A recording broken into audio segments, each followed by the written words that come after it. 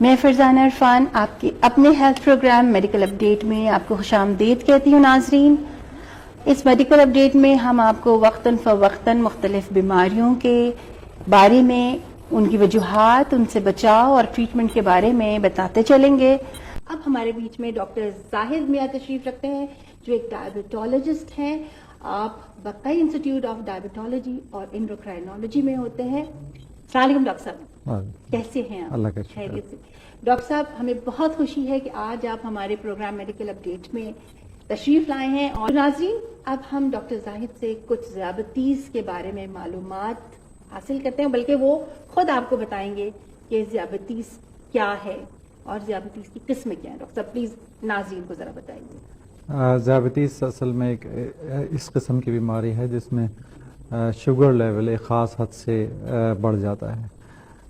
American diabetic association کے تحت اگر فاسٹنگ، کسی شخص کا فاسٹنگ بلڈ گلوکوز یعنی کہ بغیر کھائے پیے 8 گھنٹے بغیر کھائے پیے 126 سے زیادہ ہو تو اس شخص کو ذیابطیس ہے. اور یہ ٹیسٹ جو ہے 2 دفعہ رپورٹ ہونا ضروری ہے. اسی طرح اگر رینڈم بلڈ گلوکوز، جس کو کہتے ہیں ہم کھانے کے بعد کی شوگر لیول 200 سے زیادہ ہوں تو اس شخص کو ہم کہتے ہیں کہ آپ کو ڈائبٹیز ہے. ڈائبٹیز کی عام طور پہ 3 قسمیں ہیں. ان میں ایک عام فہم میں جس کو کہتے ہیں ٹائپ 1 ڈائبٹیز، جو کہ عام طور پہ چھوٹی عمر کے لوگوں میں شروع ہو جاتی ہے. اور دوسری قسم کی ٹائپ 2 ڈائبٹیز ہے جو کہ عام طور پہ 25 سال سے زیادہ کے عمر کے لوگوں میں ہوتی ہے، آلدو کہ اب نئی رپورٹس کے مطابق یہ بچوں میں بھی ہونے لگی ہے. اور تیسری قسم کی ڈائبٹیز جسے GDM کہتے ہیں، یعنی جسٹیشنل ڈائبٹیز، جو کہ دوران حمل خواتین میں ہو سکتی ہے. اس کو دوران حمل جو ڈائبٹیز ہوتی ہے اس کو ہم GDM کہتے ہیں، جسٹیشنل ڈائبٹیز. اچھا ڈاکٹر صاحب، یہ پوچھنا چاہوں گی، جیسے آپ نے کہا کہ ٹائپ 1 ڈائبٹیز چھوٹے عمر کے بچوں کے، تو کون سی ایج تک کے بچوں کو ہوتی ہے ٹائپ 1؟ عام طور پہ جو دیکھا گیا ہے وہ 3 سال سے اوپر کے بچوں میں یہ ہو سکتی ہے، آلدو کہ 3 سال سے کم عمر بچوں کو بھی ہو سکتی ہے، لیکن عام طور پہ 3 سال اور اس سے زیادہ عمر کے بچوں میں ڈائبٹیز یہ اس قسم کی ڈائبٹیز ہوتی ہے. اور اس میں کیونکہ لبلبا انسولین بالکل نہیں بنا پاتا تو اس کے لیے تشخیص کے پہلے ہی دن سے، تشخیص کے وقت سے ہی ایسے بچے کو یا شخص کو جو ہے انسولین کی ضرورت پڑتی ہے. اور ٹائپ 3 جو آپ نے بتایا کہ خواتین کو دوران حمل یہ پرابلم ہو جاتی ہے، تو یہ کیورڈ ہو جاتی ہے آفٹر پریگنینسی یا کیا ہے؟ جو ٹائپ 3 کہنا ذرا سا اس میں وہ ہو جائے گا، GDM اس کو ہم کہتے ہیں دوران حمل کی جسٹیشنل ڈائبٹیز. تو جسٹیشنل ڈائبٹیز میں بہت اچھا بات آپ نے پوچھی کہ میں جو خواتین ہوتی ہیں ان کو 50% خواتین کو چانسز ہوتا ہے کہ اگلے 5 سے 10 سال میں ان کو ٹائپ 2 ڈائبٹیز ہو سکتی ہے. تو اس کے کوئی کنٹرول، مطلب یہ تینوں ٹائپ 1 ٹائپ 2 ٹائپ 3 کے لیے کوئی کنٹرول میجرز یا کیا آپ بتانا چاہیں گے ناظرین کو؟ کنٹرول کا تو بہتر یہی ہے کہ اپنی غذا کا پرہیز رکھے، فزیکل ایکٹیویٹی کی جائے، جو معالج نے دوائیں تجویز کی ہیں ان پہ عمل کیا جائے. یہ بہت ضروری ہے کہ معالج کے پاس ریگولر چیک اپ بھی کرایا جائے اور اپنی بلڈ گلوکوز لیول خود چیک کی جائے.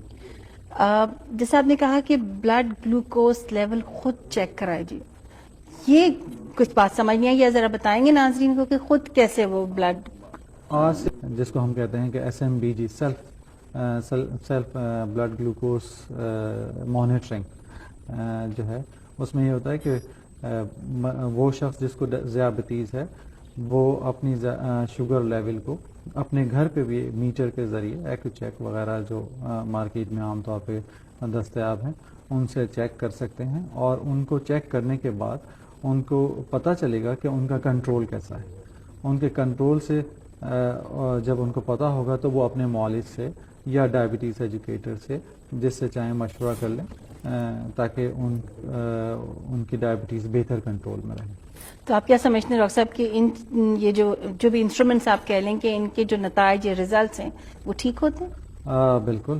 اس میں عام طور پہ جو لیبارٹری سے ہم ٹیسٹ کراتے ہیں اور جو ان میٹر سے جو ہوتا ہے وہ 15 سے 20 ملی گرام کا فرق ہوتا ہے، اور جو وہ کوئی اتنا فرق نہیں مطلب کنٹرول. لیکن اصل چیز یہ ہے کہ آپ کو سہولت ایک مہیا ہے. مثال کے طور پہ کہ اگر کسی کی بلڈ گلوکوز رات کے 2 بجے جو کہ ہو سکتی ہے گلوکوز کم ہو جائے، ہائپوگلائسیمیا جس کو کہتے ہیں، جو کہ خطرناک سچویشن بھی اختیار کر سکتی ہے، وہ اگر ہو جائے اور میٹر سے آپ چیک کر لیں اور اس کا پھر فوری طور پہ تدارک کر لیں، تو میرے خیال میں مریض کی جان بھی بچ پیشنٹ سکتی کی جان بھی بچ سکتی ہے. تو مطلب اس کا مطلب اسی یہ ہوا اسی کے دوسرے وائس ورثہ بھی ہے کہ بھئی اگر بلڈ گلوکوز کنٹرول بہت خراب ہے، 300 400 میں بلڈ گلوکوز چل رہی ہیں، تو آپ کو جب یہ بات پتہ چلتی ہے کہ بھئی میری بلڈ گلوکوز آج فاسٹنگ جو ہے وہ 200 سے اوپر ہے اور آج رینڈم میری جو ہے وہ 300 سے اوپر ہے، تو آپ اپنی ڈوزز کو اپنے ڈاکٹر کے مشورے سے یا ڈائبٹیز ایجوکیٹر کے مشورے سے آپ اس کو ایڈجسٹ کرا سکتے ہیں. تو ڈاکٹر صاحب یہ بتائیے گا کہ ویسے آئیڈیل گلوکوز لیول کیا ہونا چاہیے، اور اگر یہ زیادہ ہے تو کیا نقصان ہو سکتا ہے مریض کو، اور کم ہو جائے تو کیا نقصان، یعنی ہائپو میں چلا جائے تو کیا، اور ہائپر ہو جائے تو کیا نقصان ہے؟ بلڈ گلوکوز 2 باتیں ہیں اس میں. ایک تو یہ کہ ڈائگنوسس کے لیے میں پہلے عرض کر چکا ہوں کہ لیولز ڈفرینٹ ہیں، اور کنٹرول کے لیے لیولز ڈفرینٹ ہیں. یعنی جس شخص کو ایک دفعہ ڈائبٹیز ہو گئی پھر اس کے کنٹرولز لیول ڈیفائنڈ ہوتے ہیں. تو کنٹرول لیول کے لیے بہتر یہ ہے کہ فاسٹنگ بلڈ گلوکوز یعنی کہ نہار منہ جس کو عام فہم میں کہتے ہیں وہ 100 تک ہونا چاہیے. بہترین یہ ہے کہ 100 تک ہو. اور رینڈم بلڈ گلوکوز لیول بہترین بات یہ ہے کہ 140 تک ہو. 140. ظاہر ہے کہ اس میں بہت ساری باتیں اور بھی مد نظر رکھتے ہیں کہ مثال کے طور پہ عمر کا بڑا خاص خیال رکھا جاتا ہے. بہت زیادہ چھوٹا بچہ ہو تو اس میں اتنا ٹائٹ کنٹرول نہیں کر سکتے. اسی طرح ایلڈرلی لوگ جو بوڑھے لوگ ہیں ان میں بھی بہت زیادہ ٹائٹ کنٹرول نہیں کیا جا سکتا. لیکن آئیڈیل کنٹرول کے لیے یہ ضروری ہے کہ یہ لیولز ہوں. HbA1c لیول جو کہ ایک 6 سے 8 ہفتے کا ایوریج بلڈ گلوکوز لیول بتاتا ہے، وہ لیس دین 7 ریکمینڈ کرتے ہیں. ADA اس کو لیس دین 6.5 بھی کہتے ہیں، جو کہ کنٹرول آپ کو بتا سکتے ہیں. ڈاکٹر صاحب یہ تو بتایا، جیسے کہ میرا دوسرا سوال یہ تھا کہ پرابلمز کیا کیا ہو سکتی ہیں، یعنی کہ مریض کس چیز کا شکار ہو سکتا ہے اگر اس کو شوگر لیول اس کا ہائی ہے یا لو ہے؟ تو اگر بلڈ گلوکوز لیول کم ہے تو اس میں بے ہوشی ہو سکتی ہے اور ریسٹلیسنس ہو سکتی ہے. اس سے ڈیتھ بھی واقع ہو سکتی ہے اگر کریکٹ ہائپوگلائسیمیا نہ ہو تو یقیناً ہو سکتی ہے. یعنی کہ خطرناک علامات میں سے ہے.